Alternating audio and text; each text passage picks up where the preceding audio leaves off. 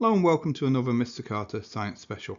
In this video we'll be looking at the adaptations of plants and how they help them to survive in dry environments. So there are some places where plants cannot grow.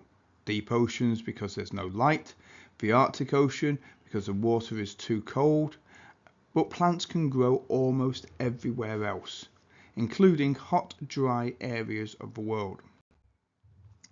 Plants need water for photosynthesis, and plants take in water through their roots.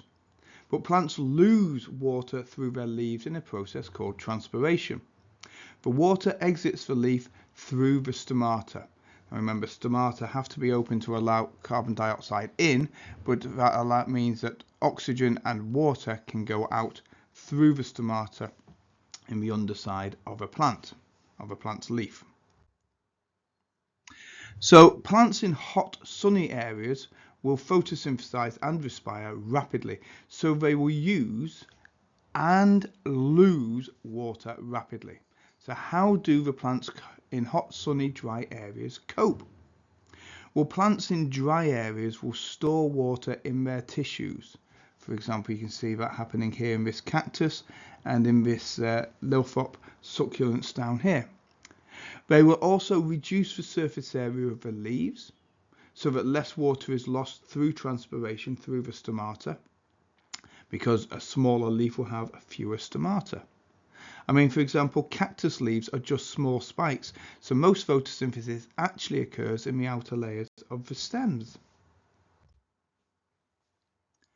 Plants will also try and reduce the surface area of their leaves, because this will reduce the area over which water can be lost by evaporation, so less water will be therefore lost through transpiration. Now in the UK, one of the main examples of this is marram grass. And marram grass is a pioneer plant that lives on the edge of coastal sand dunes in the UK.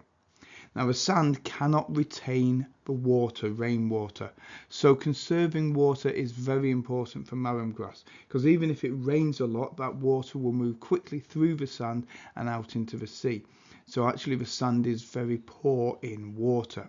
So marram grass has got many adaptations to living in this water poor environment. Firstly, its leaves, rather than being long and flat,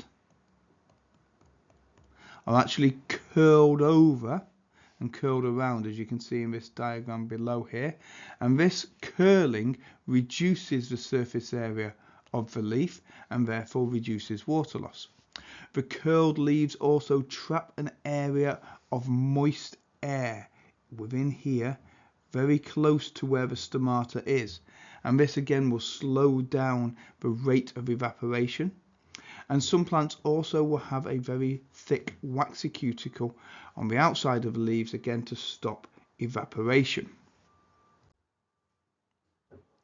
When there is plenty of water, some plants will store it in fleshy leaves or stems or roots, like cacti in deserts or succulents that you can see here in these pictures.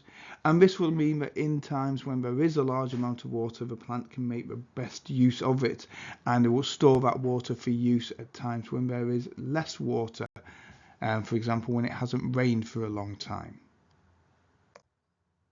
Well, I hope you've enjoyed this video on adaptations in plants. If you have, don't forget to like and subscribe and comment below and let me know what you've learnt.